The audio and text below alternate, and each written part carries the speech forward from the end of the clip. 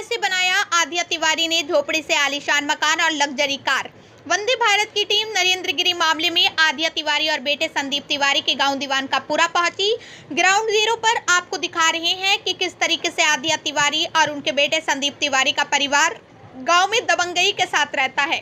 संगम नगरी प्रयागराज में श्री बागंबारी गद्दी में अखाड़ा परिषद के अध्यक्ष महंत नरेंद्र गिरी की संदिग्ध परिस्थितियों में पंखे से लटकता मिला और उनके कमरे से मिले 12 पेज के सुसाइड नोट में आज्ञा प्रसाद तिवारी और उनके बेटे संदीप तिवारी के साथ आनंद गिरी का नाम सामने आया।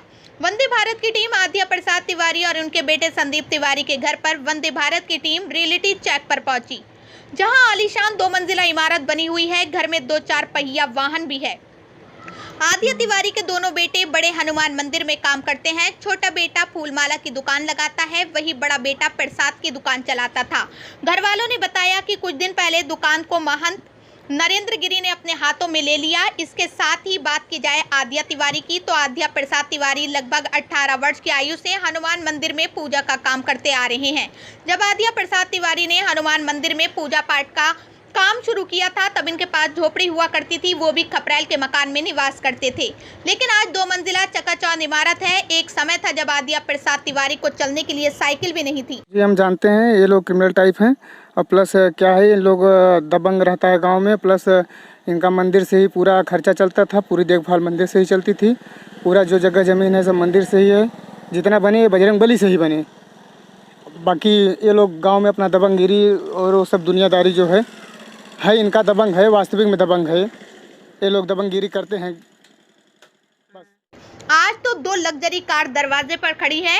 इसके साथ ही आदिया तिवारी ने पुश्तैनी जमीन के अलावा 4 बीघे जमीन भी गांव में ले लिए हैं, जिसकी कीमत लगभग 60 लाख है। पुश्तैनी जमीन को मिलाकर कुछ 34 बीघा जमीन आदिया तिवारी और उनके बेटों के पास है। इसके साथ ही आदित्य तिवारी और उनके बेटे लगभग 1 से 2 महीने के अंतराल पर अपने गाँव दीवानकापुरा आते थे। हालांकि परिजनों का कहना है कि आदिया तिवारी और उनके बेटे निर्दोष हैं और उन्हें जबरदस्ती फंसाया जा रहा है। लेकिन गांव वालों की माने तो आदिया तिवारी ने मंदिर से काफी पैसे कमाए हैं, क्योंकि पूरा परिवार मंदिर में ही कार्य करता है। लिहाजा घर परिवार का खर्च और जमीन गाड़ी खरीदने का पैसा भी मंदिर से ही आता होगा। वंदे भारत के कैमरे पर बोलने से घर वाले भागते भी नजर आए। तथ्यों को छुपाने की पूरी कोशिश की।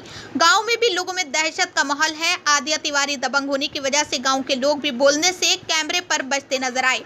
लेकिन ये सच है कि आदिया तिवारी ने मंदिर के पैसे से गांव में काफी कुछ बना लिया है। आदिया तिवारी की पत्नी सरस्वती देवी से एक्सक्लूसिव बात की वंदे भारत के एमडी दिलीप गुप्ता ने। मेरे ससुर हैं, वो मेरे देवर हैं, जिनको फंसाया गया है।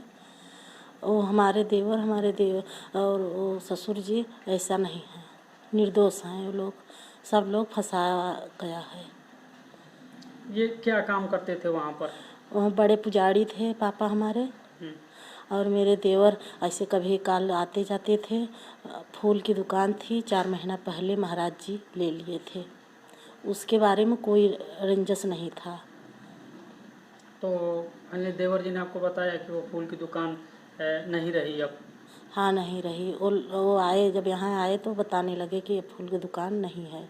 अच्छा, महाराज जी कुछ तो कहे होंगे कि आप सही ढंग से नहीं चला पा रहे हैं, या फूल सही नहीं दे रहे हैं, या कस्टमर की शिकायत आ रही है, जिसको लेकर के उन्होंने ले लिया वापस?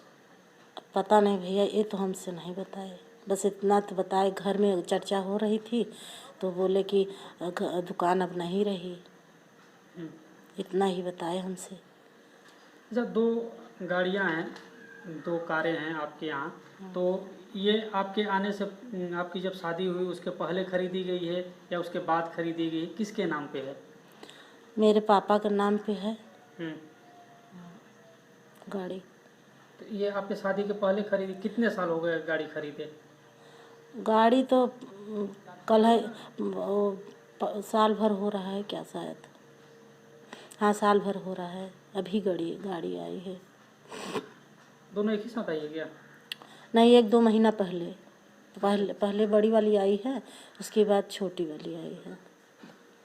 ये जो ज़मीन पापा जी ने लिया है, ये बेटे के नाम से लिया है या फिर मतलब अपने नाम से उन्होंने कराया है? कौन ज़मीन? ज़मीन लिखाई गई है 4 बीघा। हाँ, खेत है। हाँ, जिसमें धान की बुआई होती है। हाँ। तो बेटे के नाम से मेरे मम्मी के नाम है, मेरे हम लोगों को 2 बहू हम लोग हैं, हमारे लोगों को नाम है। अच्छा, तो ये जब घर आते थे महीने 2 महीने पे, 15 दिन पे, 10 दिन पे जब भी आते थे तो किस तरीके की चर्चा करते थे, वहाँ क्या कुछ है, किस तरीके से दर्शन पूजन होता है? ऐसा तो कोई कुछ नहीं बताते थे, यही बताते थे सब ठीक है। महाराज जी से सब कुछ सही था? हाँ, महाराज जी से सब सही था। महाराज जी के पापा हमारे इतना इज्जत करते थे कि भगवान की तरह पूजते थे। गुरु पूर्णिमा के दिन फोटो हम लोग रखे हैं, इतना पूजा करते थे, उनका चरण धोते थे, उनको कमल के फूल पे चरण उनका रख के आशीर्वाद लेते थे। ऐसी कोई बात नहीं थी। तो ये बिल्कुल निर्दोष हैं लोग, फंसाया गया है इन लोगों तो को। ये सुसाइड नोट नरेंद्र गिरी ने न लिखकर किसी अन्य ने लिखा है फिर? हाँ, ये गलत है। हाँ, हम मान ही नहीं सकेंगे कि महाराज ऐसा लिख सकते हैं। आपको विश्वास है पूरा? हाँ, विश्वास पूरा है। महाराज जी हम लोग जाते थे प्रयागराज में नहाने के लिए, तो हम लोग चरण छूते थे, उनका आशीर्वाद लेते थे, ऐसी कोई बात नहीं थी। मेरे छोटे छोटे बच्चे हैं, जाते थे, इतना आदर भाव करते थे कि खिलाने से पिलाने तक में पूरा कोई कसर नहीं छोड़ते थे।